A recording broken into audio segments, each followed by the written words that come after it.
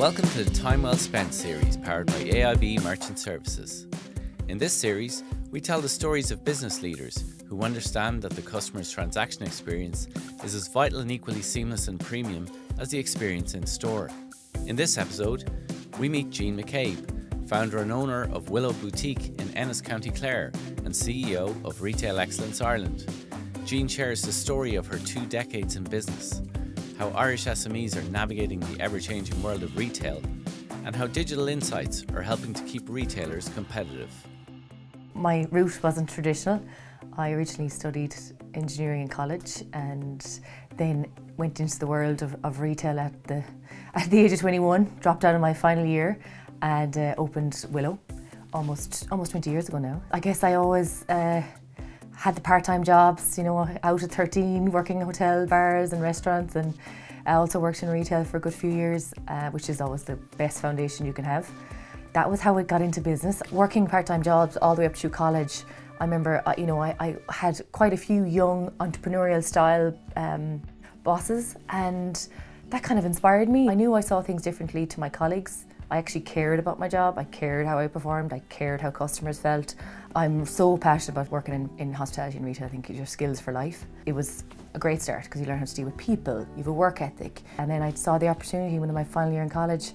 I said, you know what, now let's seize the day. 2006, the country was on fire economically, if you think about it. Here, every boutique was queues at the till, Ennis was thriving. And sure, the recession hit then quite soon after, had kind of 1 year under our belt. Learned the hard way, made all the mistakes, signed a big lease with high rent, hadn't a clue really what I was doing, overbought, got myself in trouble, got myself in debt, and it was the best lesson I ever learned. And we really built the business, but what it took was, you know, when my friends were gone to 21st birthdays, I was working. I slept on that couch way too often. I used to be the friend that my friends would knock at the door here at 4 a.m. and I'd bring them home because I'd still be here working. When you're building something, you know, it's an inch at a time and every small thing counts. And I think that's always been my mindset. Then we really grew actually throughout the recession. While the beginning was quite tough, but it was the making of us. I guess failure was never an option. You know, I never at any point thought I'd fail, even though all the cards were stacked against us. I'm not a panicker. That's actually one thing I certainly learned over the years. I'm really good in a crisis. So when COVID hit, I was all over it. I was like, right, okay, this is what we're going to do. I remember saying to Loretta on accounts, I was like, hold all payments, don't pay a thing out, hold on to as much cash as we can because cash is going to be king at the end of this. And I remember we like kicked off it online instantly. I was like, right, this is what we're doing with online. Set all the teams up at home. We all started creating content. We were all over social media and we done really well during COVID. And I remember then when everything kind of started to open back up in May and suppliers then were starting to come back to life, they were all coming back into the office. We were in a great position. What they say is, if you want to go fast, go alone, and if you want to go far, go together. And the team is key to that. You know, Willow wouldn't be anything without the team of people I've had over the years. And some great girls that I've seen to go on to do great things themselves. And funny enough, they'd all say the foundation that they got here in Willow stood to them for life. And to see them grow and flourish is an absolute privilege to see. And I love watching them go on then into their own career.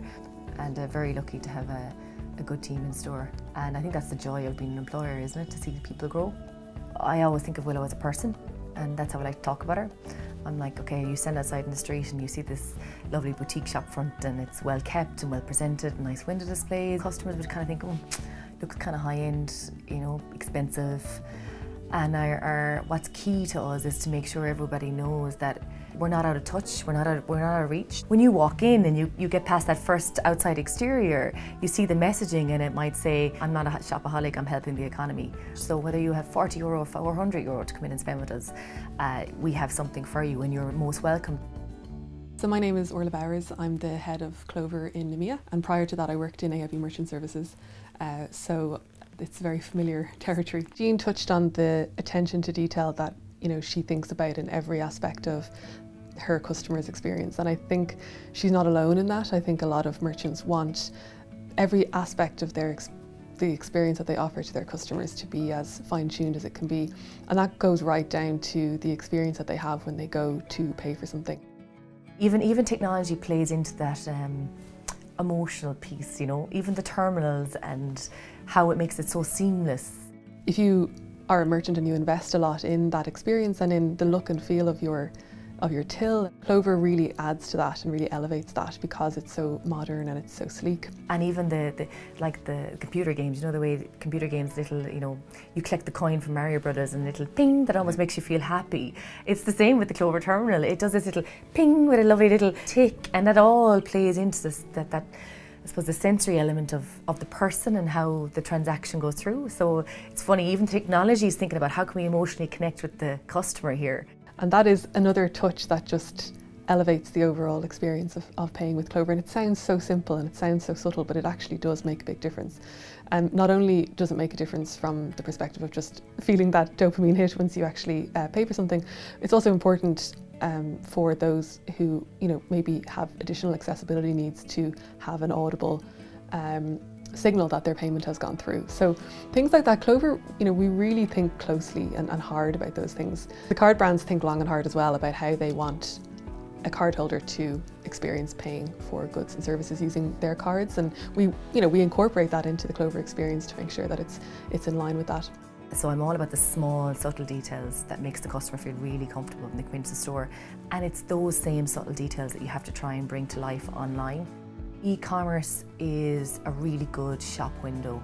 We certainly see that it draws people into us, and they look online, they come and try it on in store, they get the help and interaction in store, and then they might go home and think about it and then buy it online, or vice versa. They might have bought it online and they might come back to return it while they're here, they swap it out for size or change it. So that's the most profitable part of my business. So if I look at the retail landscape right now, there's a lot of businesses looking inward. They're all looking at how can I control my costs. If I look to the future of what next year looks like, I hope we're starting to look outward again and we're looking at, okay, what's the next trend in retail? What's happening? How do I incorporate AI? How do I incorporate those efficiencies into my business? I do think this is where technology will play a big role, that around data analytics and the collection of data and analysing that data and how to use that data is key.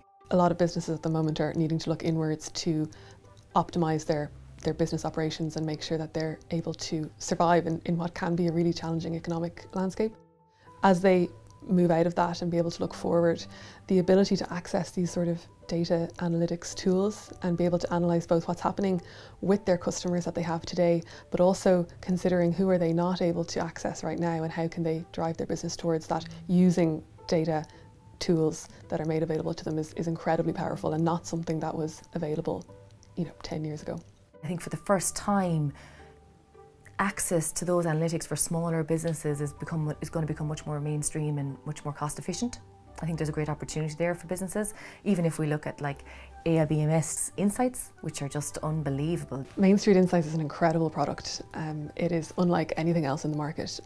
The fact that it allows you to take the sales that you've taken on your Clover device and be able to analyse that in the context of your customers' demographics and where they've come from and where they live and how you're really accessing your customer base in a way that perhaps was completely inaccessible to a small or medium-sized business before. To be able to log in and see, how's my area, how's my town doing from a transactional point of view? Is ATV up or is it down, or is sales up or is sales down around me, is really valuable because it gives me a chance to benchmark where I'm sitting. The ability for merchants to become more data inclined and to analyse data as a means of figuring out where to go next and being more forward looking. That's just something that AIB Merchant Services has been able to offer their customers alongside all of the other benefits that they can offer. One thing I would say over the years, if I kind of reflect, is I've always been involved outside of Willow with other things. So whether it was Chamber of Commerce, which I was president of one stage, and getting involved in projects with Clare County Council, getting outside your space to learn from others is really, really important, and building that network. I always think you don't know what you don't know. So don't ever be afraid to ask the silly question. And I can guarantee you someone else in the room is also thinking about that silly question, doesn't know the answer to it. Keep looking to add to your repertoire, to your tools. I think that's really, really valuable. I think you never know it all and you can never learn enough. I think interpersonal skills and people by people first, that concept in retail is going to become more and more valuable as our worlds become more and more digital. You know, banking you can do online, you can get your deliveries collected, people don't go to the post office as much anymore. All those things, there's a wider gap between the customer and the real world. And I think as the digital world becomes more prevalent, moments to meet people are going to become more and more important. We're social beings at the end of it all, and retail certainly has a big role to play in that.